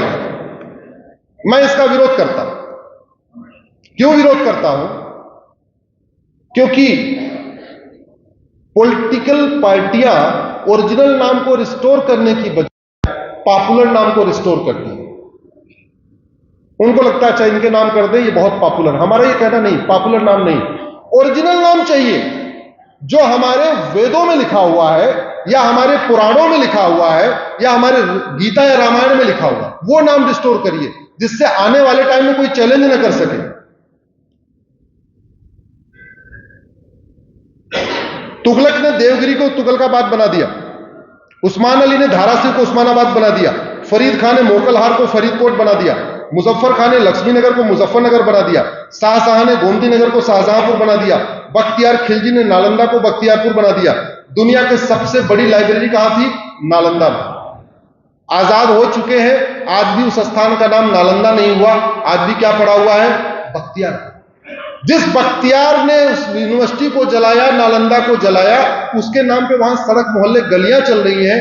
इसके बाद भी अगर हम शांत हैं, हम बोलते नहीं हैं, हम सांसदों को टोकते नहीं हैं, उनको हम बीच बीच में पिंच नहीं करते हैं, तो फिर तो भगवानी मालिक। करीमुद्दीन ने करीमनगर बना दिया। महबूब खान ने महबूबनगर बना दिया। अली मीर जाफर ने अलीपुर बना दिया। भाग्यनगर को हैदराबाद बना दिया। इंदौर को निजामाबाद बना दिया। भिटौरा को फतेहपुर बना दिया। हरिगढ़ को अलीगढ़ बना दिया। ऐसे मैंने 1000 स्थानों के नाम की सूची दिया था।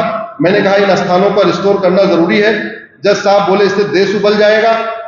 हमने कहा देश उबल जाएगा तो मैं पिटीशन वापस ले लेता हूं, क्या करें, वापस ले लिया।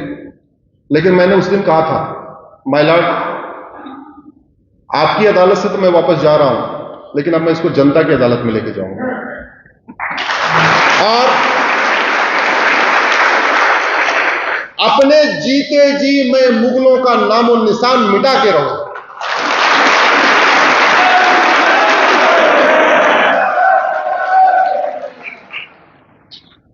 मैं क्यों कह रहा हूं कि डेमोग्राफी बदलाव, क्योंकि डेमोग्राफी में जब बदलाव होता है तो हमारे त्योहार बदल जाते हैं। डेमोग्राफी में बदलाव होता है तो सोच विचार बदल जाता है। डेमोग्राफी में बदलाव होता है तो वेशभूषा बदल जाती है। डेमोग्राफी में बदलाव होता है तो हमारा खान पान बदल जाता है। और डेमोग्राफी में बदलाव कितना खतरनाक होता है कि महात्मा गांधी जी ने वर्तमान भारत को आजाद कराया था या पूरे भारत को? जोर से बोलिए जरा। तो गांधी जयंती यहीं क्यों मनाई जाती है? पाकिस्तान बांग्लादेश में क्यों नहीं मनाई जाती? है कोई? बांग्लादेश पाकिस्तान उनकी गांधी जयंती मनाना चाहिए, क्योंकि उन्होंने तो उसको भी आजाद कराया था। कराते हैं क्या?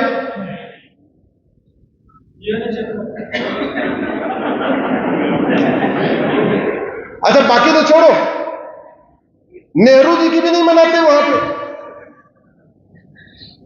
नेहरू जी की भी यही मनाई जाती है। मामला ये केवल डेमोग्राफी का नहीं है, मामला ये डीएनए बदलेगा। जब तक डीएनए बदलेगा तो देश बदलेगा। आज की डेट में भारत में प्रतिदिन 90,000 बच्चे पैदा हो रहे हैं। दुनिया में कुल 200 देश हैं। 200 देशों में 150 देशों की जनसंख्या 3 करोड़ से कम है। और भारत में हर साल कितने बच्चे पैदा हो रहे हैं? 3.25 करोड़।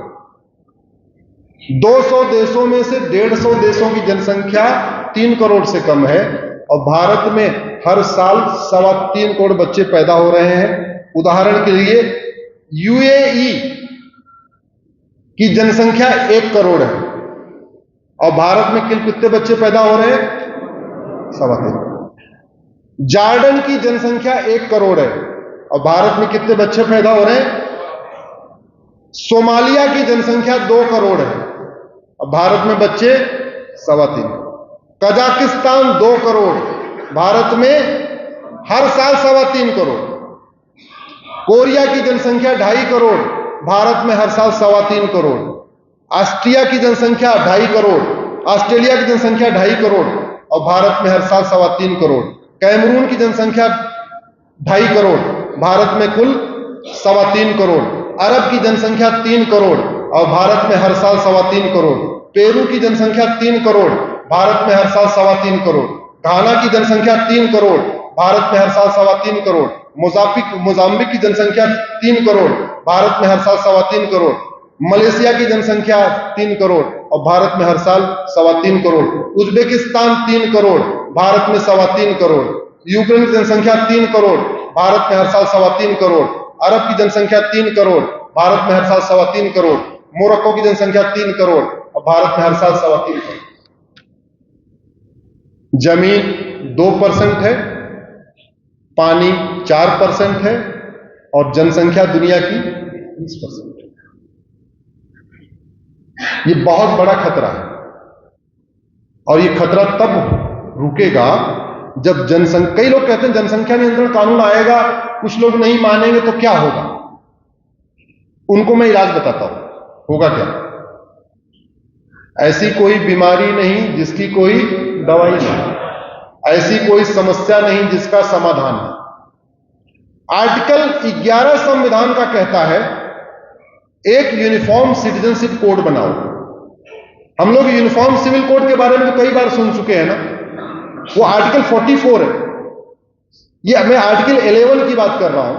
ये कहता है यूनिफॉर्म सिटीजनशिप कोड बनाओ और यूनिफॉर्म सिटीजनशिप कोड में सिटीजनशिप देने और सिटीजनशिप छीनने की टर्म्स कंडीशन लगाओ। नेहरू जी ने 1954 में सिटीजनशिप एक्ट बनाया और आज भी वो चल रहा है। लेकिन आज तक किसी की सिटीजनशिप गई क्या? किसी जासूस की सिटीजनशिप गई? किसी गद्दार की सिटीजनशिप गई? किसी मक्कार की सिटीजनशिप गई? किसी अलगाववादी की सिटीजनशिप गई? किसी आतंकवादी की सिटीजनशिप नहीं, किसी गई नहीं। ऐसा कानून बनाया कि घुसपैठियों को सिटीजनशिप तो मिली, लेकिन गद्दारों की सिटीजनशिप गई नहीं गई। क्योंकि इसलिए कहता हूं, मामला घटिया कानून का नहीं, मामला तो सरकार आर्टिकल 11 के अंतर्गत यूनिफॉर्म सिटीजनशिप कोड बनाए और उसमें लिखे टर्म्स कंडीशन। जो भारत को नहीं मानेगा, भारत की संस्कृति को नहीं मानेगा, भारत की परंपरा को नहीं मानेगा, भारत के त्योहार को नहीं मानेगा, भारत के विचार को नहीं मानेगा, जो वसुधैव कुटुंबकम को नहीं मानेगा, नारी तू नारायणी को नहीं मानेगा, सर्वमंगल मांगल्य को नहीं मानेगा, और हम दो हमारे दो को नहीं मानेगा, उसकी सिटीजनशिप सब मानेगा कि नहीं? हम दो हमारे दो। ये तो भगवान राम ने बोला था, सठे साठ्यम समाचरित। भगवान कृष्ण ने कहा था, भय बिन होय न प्रीत। और एक बात आपको बता दूं, मानव इतिहास में सबसे पहले यूनिफॉर्म सिविल कोड लागू करने वाले भगवान श्री राम। मानव इतिहास में सबसे पहले यूनिफॉर्म एजुकेशन सिस्टम लागू करने वाले भगवान श्री राम के दादा महाराज रघु हैं। आप एक चौपाई सुनते होंगे ना, रघुकुल रीत सदा चली आई, प्राण जाए पर वचन न जाई। सुना होगा सबने। वो दादाजी थे उनके। उन्होंने व्यवस्था लागू किया, आप सोचो कितने साल पहले, कि गरीब हो या अमीर, ब्राह्मण हो या क्षत्रिय, वैश्य हो या दलित, किताब सबकी एक होगी, गुरुकुल में सभी बच्चे एक साथ पढ़ेंगे। यह उस समय व्यवस्था लागू हुई थी। और नतीजा क्या हुआ?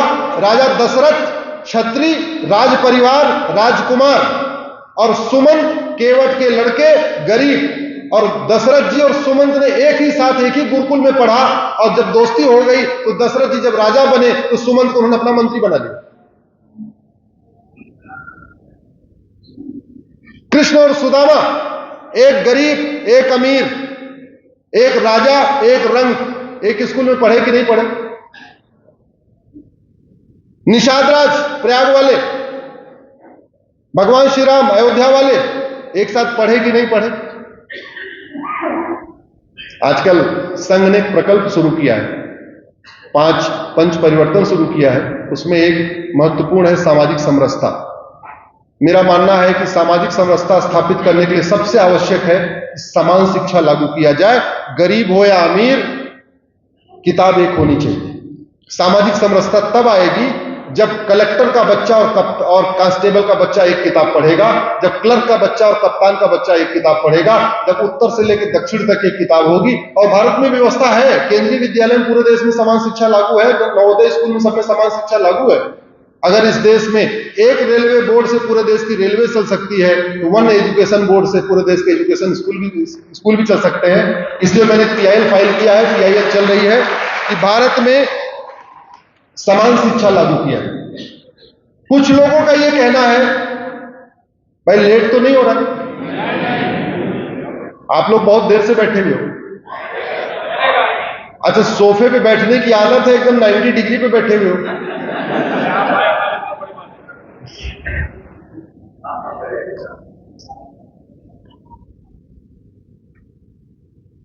धर्म की अधर्म कहा, प्राणियों में विश्व का।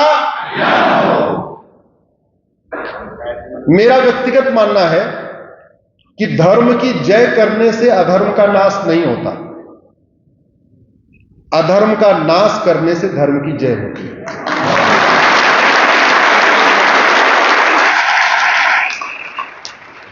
अधर्म का नाश करेंगे तो धर्म की जय होगी, अधर्म का नाश करेंगे तो प्राणियों में सद्भावना होगी, अधर्म का नाश करेंगे तो भारत का कल्याण होगा। इसलिए सबसे ज्यादा जरूरी क्या है? अधर्म का नाश। आप लोग धर्म की जय करते रहिए, हम तो सुप्रीम कोर्ट में अधर्म का नाश करते रहेंगे। सामाजिक समरसता तब आएगी जब मुगलों का मदरसा बंद होगा, अंग्रेजों का मिशनरी स्कूल बंद होगा और भारत में वैदिक शिक्षा व्यवस्था लागू होगी। उत्तर से दक्षिण तक किताब एक होगी। महाराष्ट्र वाले मराठी में पढ़े, बंगाल वाले बंगाली में पढ़े, गुजरात वाले गुजराती में पढ़े, तमिलनाडु वाले तमिल में पढ़े, मातृभाषा अपनी अपनी हो, लेकिन सिलेबस और करिकुलम एक समान होना चाहिए। जब तक शिक्षक का बच्चा और शिक्षा मंत्री का बच्चा एक किताब नहीं पढ़ेगा, जब तक मजदूर और मालिक के बच्चे की एक किताब नहीं होगी, तब तक सामाजिक समरसता लाना बड़ा मुश्किल है। इसलिए मैंने PIL फाइल किया है, सरकार को नोटिस भी हो गया है। मैंने कहा है कम से कम 8वीं तक यूनिफॉर्म एजुकेशन सिस्टम लागू कर दीजिए। जहां जहां मदरसा हुआ है वहां अशांति फैली है, इसलिए मदरसा मिशनरी स्कूल बंद कर दीजिए, वन नेशन वन सिलेबस लागू कर दीजिए। लेकिन कुछ लोग उसमें ले आते हैं भाई हम तो माइनॉरिटी हैं और माइनॉरिटी है इसलिए हम मदरसा मिशनरी स्कूल चला सकते हैं, उसका भी इलाज है। भारत के संविधान में आर्टिकल 29-30 में माइनॉरिटी शब्द आया है, लेकिन माइनॉरिटी को डिफाइन नहीं किया। न भारत के संविधान में माइनॉरिटी डिफाइन है, न भारत के किसी कानून में माइनॉरिटी डिफाइन है। माइनॉरिटी स्कूल चल रहा है, माइनॉरिटी कमीशन चल रहा है, माइनॉरिटी अफेयर मिनिस्ट्री चल रही है, माइनॉरिटी बोर्ड चल रहा है, माइनॉरिटी ट्रिब्यूनल चल रहा है, लेकिन माइनॉरिटी कौन है ये कहीं लिखा ही नहीं। इसलिए मैंने PIL फाइल किया कि सबसे पहले माइनॉरिटी को डिफाइन कर दीजिए। और UN की डिफिनीशन है एनी ग्रुप और community which is socially, economically, politically non dominant and inferior in population less than 1%, he that is minority. 1% आप UN की डिफिनीशन को अडॉप्ट कर लीजिए, भारत का सारा झगड़ा ही खत्म हो जाएगा। केवल UN की डिफिनीशन को कॉपी मार के पार्लियामेंट में पेस्ट करना, लेकिन तभी होगा जब आप सब लोग आवाज उठाएंगे। हमारे अकेले के कहने से नहीं होगा, आप सब लोगों को आवाज उठाना पड़ेगा। तो आवाज कैसे उठाएं?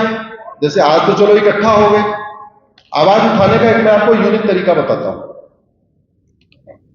आपका नाम क्या है? मकरंद। और पत्नी का नाम? अंजलि। बहुत बढ़िया। अब खड़े हो जाइए। देखिए ये मकरंद जी हैं।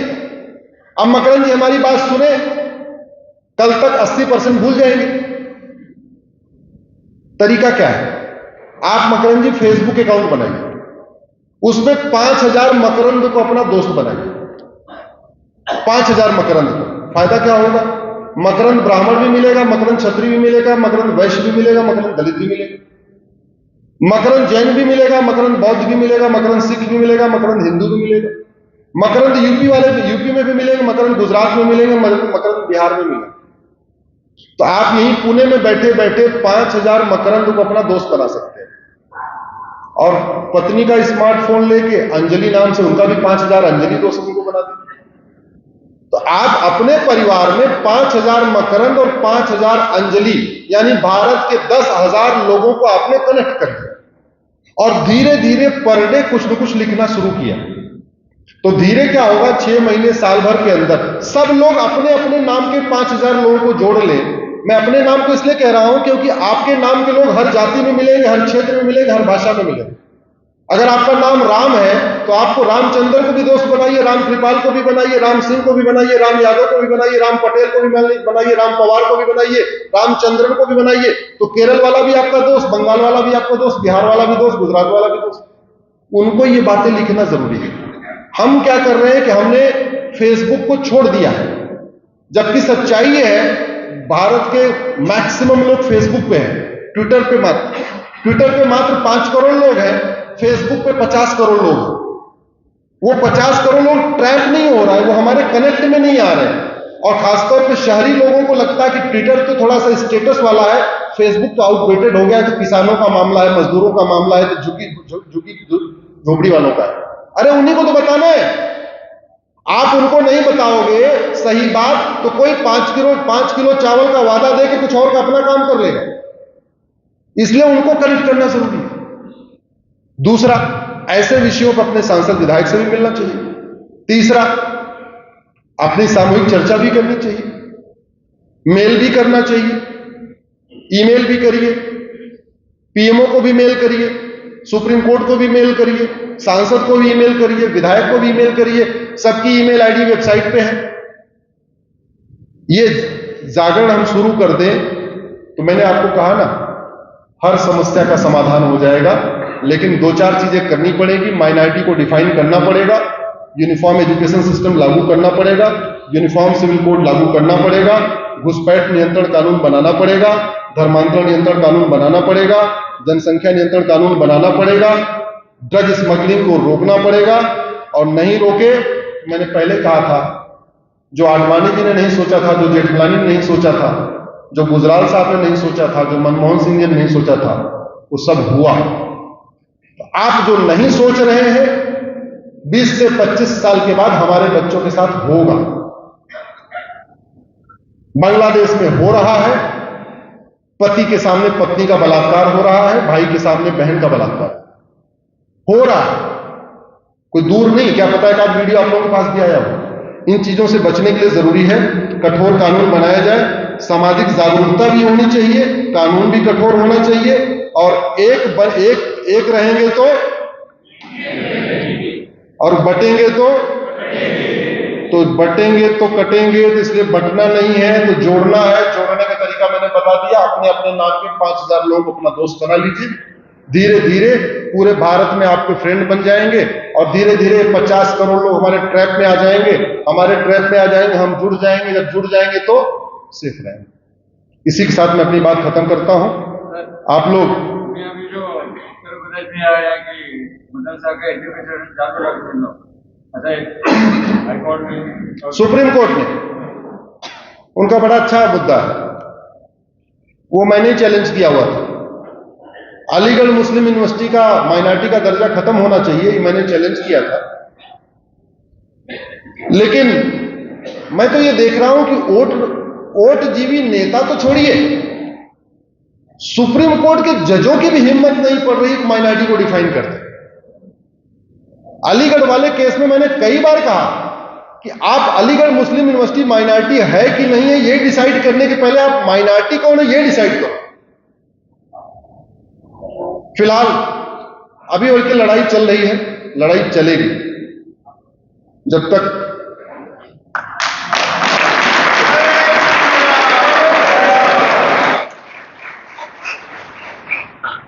आप लोग एक बार खड़े हो जाइए।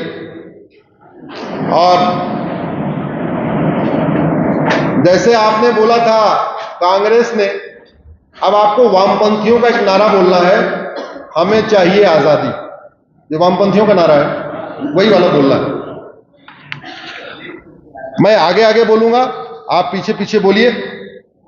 गुलामी के नाम से हमें चाहिए आजादी। जोर से बोलिए दोनों हाथ उठा के। गुलामी के नाम से, गुलामी के निशान से, गुलामी की शिक्षा से, गुलामी के इतिहास से, गुलामी की पुलिस व्यवस्था से, गुलामी की न्यायिक व्यवस्था से, गुलामी की टैक्स व्यवस्था से, भ्रष्टाचार अपराध से, नशा तस्करी मानव तस्करी से, लव जिहाद लैंड जिहाद से, मजार दरगाह मस्जिद चर्च दरगाह से, मदरसा मिशनरी स्कूलों से,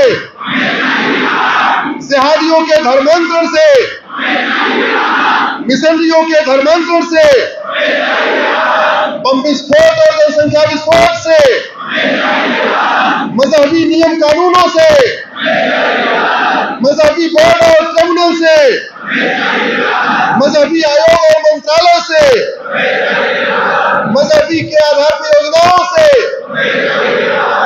बोले भारत माता की, भारत माता की, भारत माता की। मैं बोलूंगा एक देश एक विधान, आप बोलेंगे मांग रहा है हिंदुस्तान। 3 बार बोल रहा है, एक देश एक विधान, एक देश एक विधान, एक देश एक विधान। बहुत बहुत धन्यवाद, बहुत बहुत आभार।